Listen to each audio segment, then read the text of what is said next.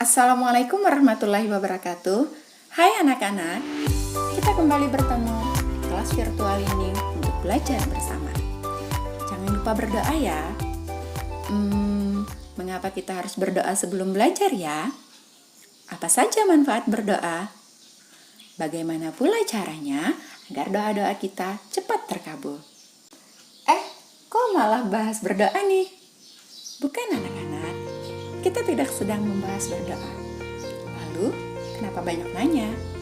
Ya, karena dalam video pembelajaran kali ini, kita akan belajar membuat daftar pertanyaan.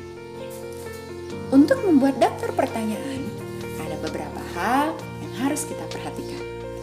Tidak sembarang bertanya loh. Ciri pertanyaan yang baik adalah yang pertama, pertanyaan diawali dengan Adik Simba. Nah, siapakah Adik Simba? Adik Simba adalah singkatan dari apa, di mana, kapan, siapa, mengapa, dan bagaimana. Apa? Kata tanya ini berfungsi untuk menanyakan benda atau suatu hal lain memerlukan penjelasan. Di mana? Kata tanya ini berfungsi untuk menanyakan tempat terjadinya suatu peristiwa. Kata tanya di mana dapat pula kita ganti dengan kemana atau dari mana. Kapan? Kata tanya yang berfungsi untuk menanyakan waktu terjadinya suatu peristiwa. Siapa? Kata tanya yang berfungsi untuk menanyakan orang atau pihak yang terlibat dalam suatu peristiwa. Mengapa? Kata tanya ini berfungsi untuk menanyakan sebab atau alasan suatu peristiwa terjadi. Bagaimana?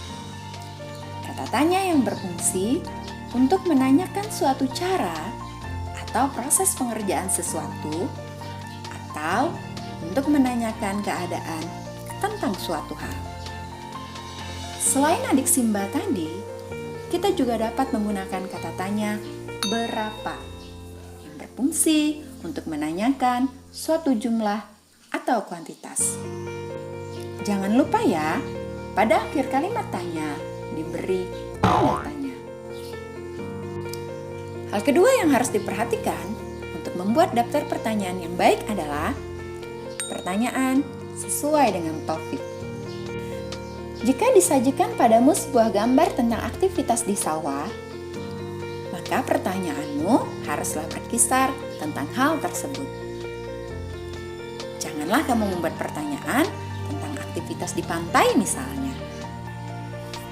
Yang ketiga, menggunakan bahasa yang baik dan benar.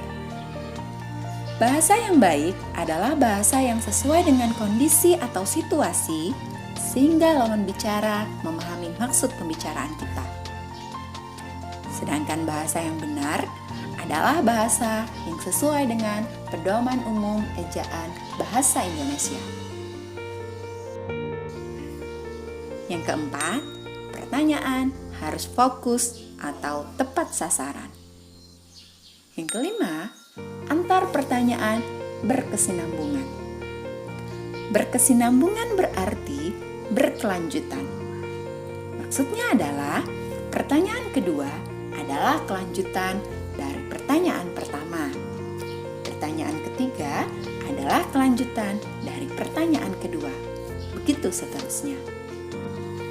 Yang keenam, jawaban dari pertanyaan yang kita buat bukanlah iya dan tidak. Misalnya, apakah kamu suka warna biru? Ini adalah sebuah pertanyaan, namun bukan pertanyaan yang baik karena jawabannya hanya iya atau tidak saja. Hal terakhir yang harus kita perhatikan adalah menggali lebih banyak informasi. Pertanyaan yang kita ajukan haruslah dapat memberikan berbagai informasi yang lebih banyak yang sebelumnya mungkin belum kita ketahui. Nah, kalian sudah tahu kan 7 ciri pertanyaan yang baik. Sekarang amatilah gambar berikut ini. Kita akan membuat beberapa pertanyaan yang sesuai dengan gambar tersebut. Disajikan kepada kita sebuah gambar tentang aktivitas di sawah.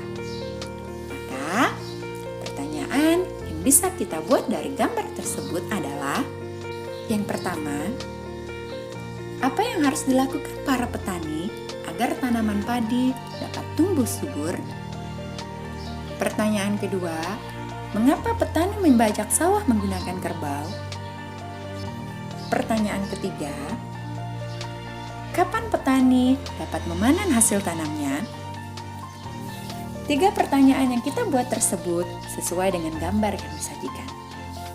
Bagaimana anak-anak? Dapatkah kalian membuat daftar pertanyaan lain untuk gambar tersebut?